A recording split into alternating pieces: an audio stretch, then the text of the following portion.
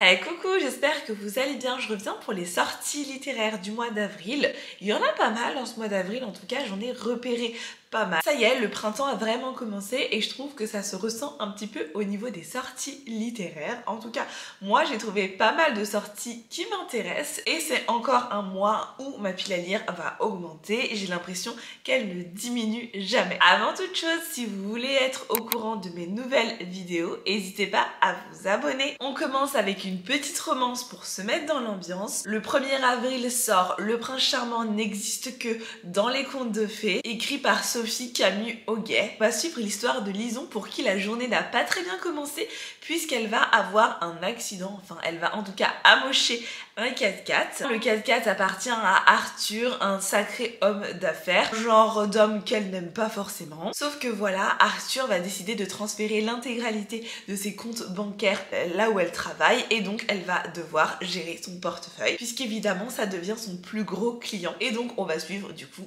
peut-être leur histoire d'amour naissante. Je suppose que c'est une histoire d'amour puisque c'est une romance. En tout cas, ça a l'air d'être assez sympathique et moi, ça me donne plutôt envie d'en découvrir plus. Ensuite, le 2 avril sort le 2e tome de Morgana et Oz, écrit par Miouli. J'avais adoré le premier tome, ça m'avait vraiment bien plu, j'avais vraiment envie de savoir la suite, donc c'est tout normal que je mets ce 2e tome dans les sorties littéraires. Simplement suivre un clan de sorcières et un clan de vampires, et Morgana et Oz vont se rencontrer lors d'une rencontre entre leurs deux clans. Sauf qu'en fait, Morgana est une sorcière et elle va malencontreusement transformer Oz en petit chat. C'est trop mignon, j'avoue.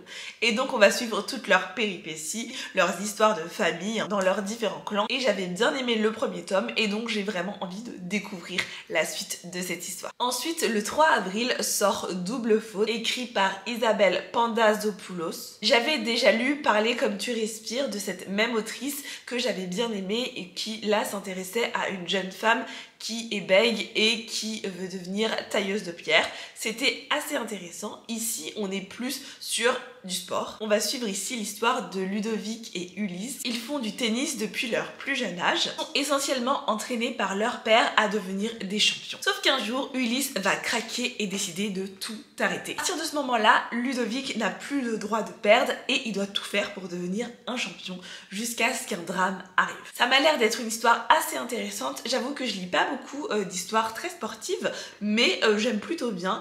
Le tennis, c'est pas forcément un sport qui me passionne des masses. J'ai des personnes dans mon entourage qui font du tennis et que j'ai fait du tennis, mais avec eux, tout simplement, pas en club. Et ben, je connais les règles, je sais comment ça fonctionne, voilà. Donc ça m'a l'air d'être plutôt intéressant. J'ai un peu conscience de ce que c'est la dureté pour devenir un champion, s'entraîner tous les jours, tout ça. Genre je frôle ça et j'ai pas vraiment conscience de tout ce qui se passe. Donc j'ai hâte de découvrir tout ce monde-là, découvrir cette histoire. Le 3 avril sort Enragé, écrit par Cécile Alix. Je n'ai jamais lu de livre de cette autrice et pourtant elle a sorti des livres qui ont quand même fait parler un peu d'elle. J'ai pas mal envie de découvrir ce qu'elle propose et ses textes, donc je me suis dit que peut-être je me laisserais tenter par Enragé. Dans cette histoire, on va suivre Fauve. Pour elle, sa passion, c'est la danse. Elle a eu une vie pas facile et elle danse surtout pour oublier. Que ce soit pour oublier son éducateur, sa psychologue ou sa nouvelle juge, elle danse pour oublier et elle fait exprimer à son corps toutes ses émotions. Puisqu'apparemment, elle a une vie pas facile puisqu'elle a été arrachée à sa famille d'accueil, puis sa mère biologique est venue la réclamer. Bref, on va suivre son histoire et la passion pour la danse. Elle a l'air de traiter de sujets assez complexes et je suis curieuse de voir ce que ça donne. Le 9 avril sort Black Girl Unlimited, écrit par Echo Brown. Dans cette histoire, on va suivre Echo qui vit dans l'East Side, où les appartements sont assez petits, mais aussi que les parents sont accros à une pierre blanche. Et pourtant, la magie est partout. Chaque jour, Echo va à l'école dans le West Side et du coup, elle voyage entre deux mondes, laissant derrière elle ses frères, ses amis et surtout une partie d'elle-même. On va du coup suivre en gros sa petite vie. En tout cas, ça m'a l'air d'être une histoire bien sympathique. J'en ai pas tellement entendu parler, mais en tout cas, j'ai bien envie de le découvrir. Le 3 avril sort The Breakup Artist, écrit par Adriana Masser. On va suivre l'histoire de deux adolescents, Auguste et Valentine. Ensemble, ils dirigent une petite entreprise, Summer Love. Ils travaillent essentiellement pour des parents mécontents de la relation de leurs enfants. Ils interviennent essentiellement en adoptant de fausses identités pour essayer d'arrêter cette relation. Pour Valentine, qui est un peu le cerveau de l'opération, pour elle, cette entreprise, c'est vraiment séparer des personnes qui sont entre guillemets pas fait pour être ensemble et que après ces personnes-là puissent trouver le vrai amour. Contrairement à Auguste, pour lui, il croit pas du tout en vrai amour et chaque nouvelle petite activité qu'ils ont, chaque nouvelle relation qu'ils doivent désamorcer, et ben c'est une preuve pour lui, les vraies histoires d'amour n'existent pas. Mais quand Auguste va rencontrer Ella, tout va un peu changer, puisqu'il va la rencontrer dans le cadre de son travail et il lui a menti, tout ce qu'il lui a dit est faux et on va suivre du coup leur petite histoire. Ça m'a l'air d'être assez chouette. J'aime beaucoup cette notion de petite entreprise entre les deux meilleurs amis, donc j'ai hâte de découvrir cette histoire. Ça m'a l'air bien sympa et j'avoue que j'aime beaucoup la couverture. Elle est trop mignonne et toutes ces couleurs me donnent envie de me plonger dedans. Le 3 avril sort Simon Says, écrit par Lilou Wemby. Publié aux éditions Solire, c'est une nouvelle maison d'édition qui vient d'ouvrir et j'avoue que je suis assez intéressée par leur première parution.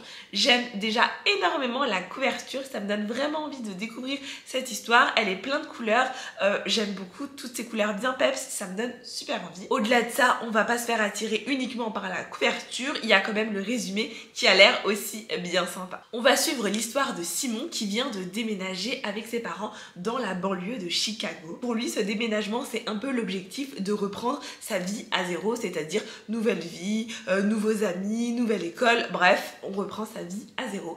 C'est sans compter qu'il va faire la connaissance de Mugi et qui va se rendre compte que Mugi n'est peut-être pas uniquement un ami. On va du coup suivre ses questionnements, savoir s'il est prêt et un peu son coming out. En tout cas, ça m'a l'air d'être bien sympathique et j'ai vachement envie de lire cette histoire. Le 10 avril sort Paterniste Mauvaise Graine, le tome 1, écrit par Octavia Estelle Butler. Dans cette histoire, on va suivre Doro, qui est un esprit ancien qui engendre des humains sur lesquels il pourra régner. Personne ne peut égaler sa puissance, bref, il est tout puissant. Jusqu'à ce qu'il rencontre Anyangwu, où là, tout va changer. Entre amour et haine, ils vont se poursuivre à travers les continents, mais aussi à travers les siècles dans une lutte de pouvoir, ce qui va un peu modifier ce qui est être humain. Ça m'a l'air d'être trop bien.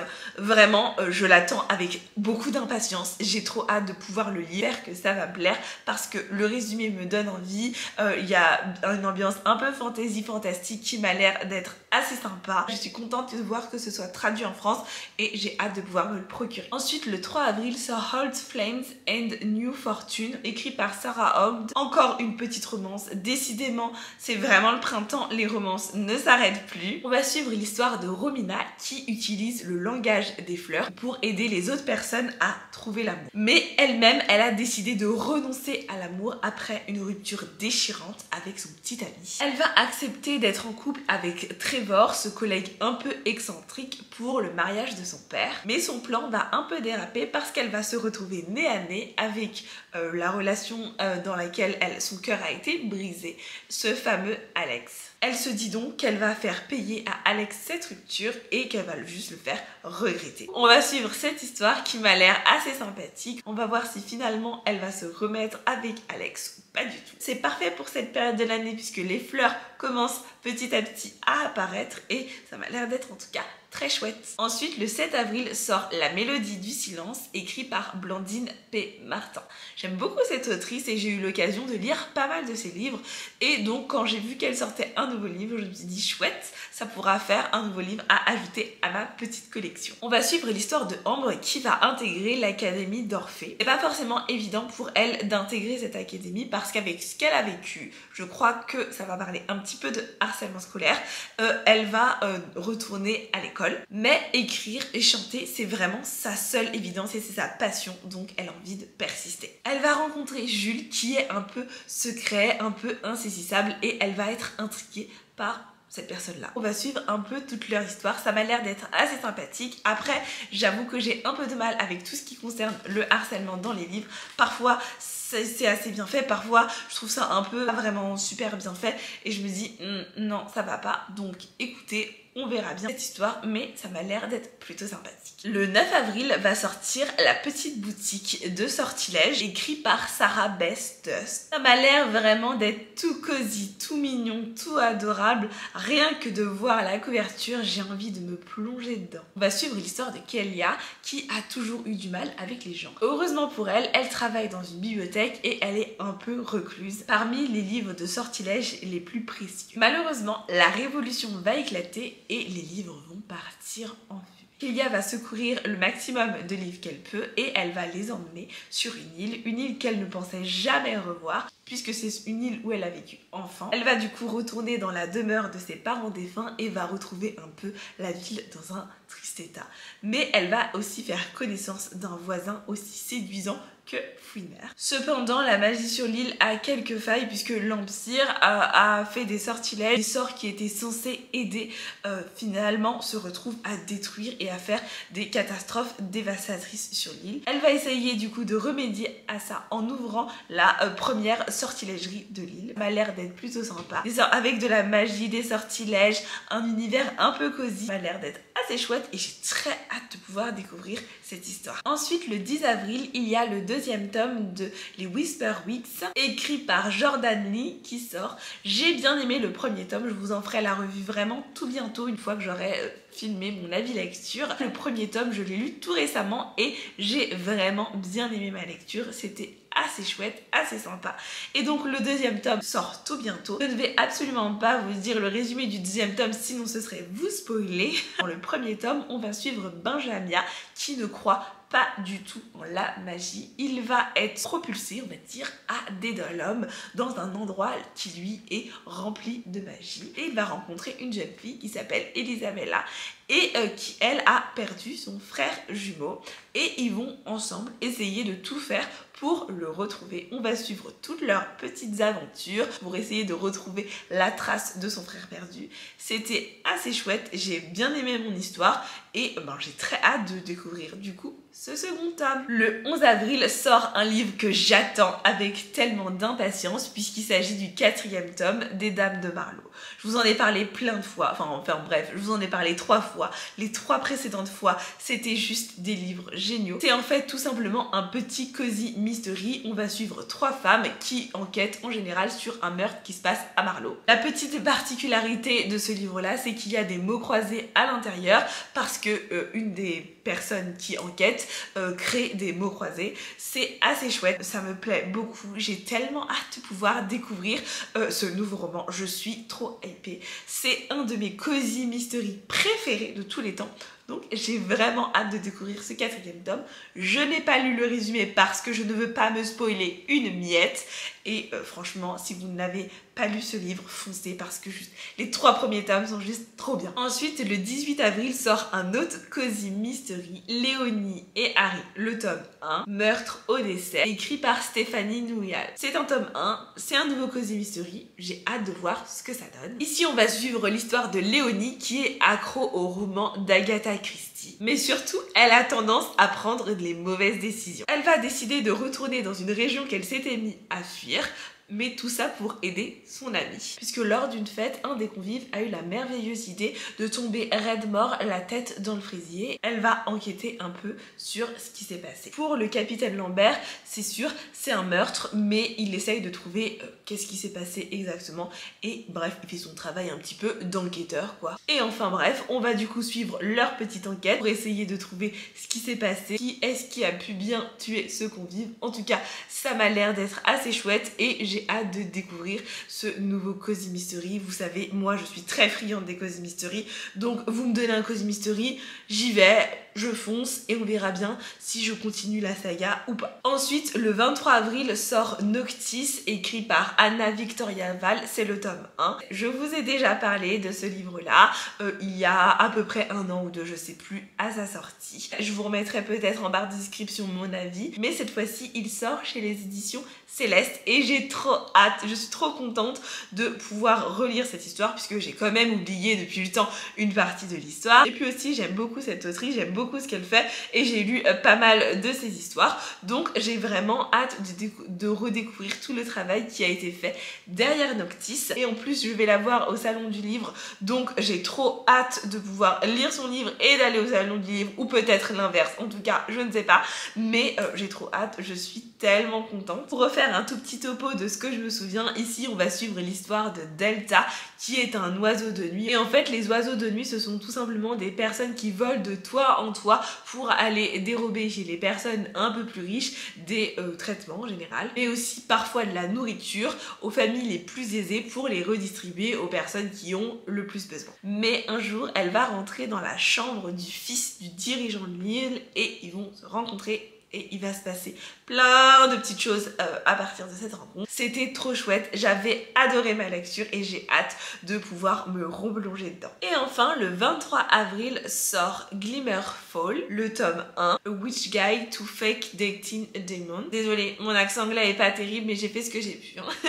Écrit par Sarah Holloway. J'aime beaucoup la couverture, c'est très mimes, très sorcière, très printanier, très tout ce qu'il me faut, bref, j'adore. On va suivre l'histoire de Marielle qui est une sorcière et dès sa naissance, on lui a prédit un destin fabuleux. Malheureusement, jusque-là, ses tentatives de magie sont assez désastreuses. Elle va invoquer le célèbre démon Ozroth à la place d'un paquet de farine. Oui, quand même, je pense qu'il faut le faire. Elle est un peu désespérée par la situation, ce qui peut se comprendre, surtout que le démon est bien prêt à rester ici, jusqu'à ce qu'elle cède son âme. Va poser un sacré problème, je pense. En plus, la mère de Marielle va débarquer chez elle, évidemment.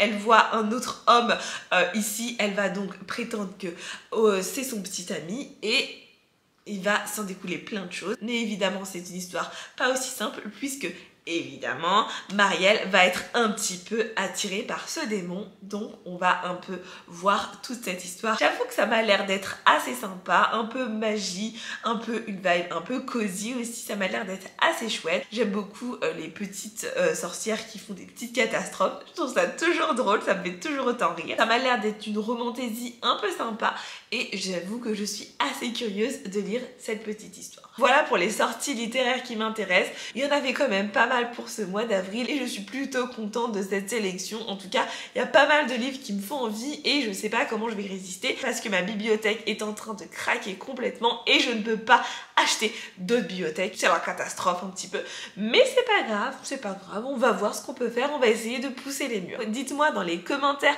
quels sont les livres qui vous intéressent ou que vous avez envie de découvrir et qui vous ont donné super envie. Merci beaucoup d'avoir regardé cette vidéo, n'hésitez pas à liker, partager et à vous abonner à ma chaîne. Je vous remercie d'avoir regardé cette vidéo et je vous fais des bisous.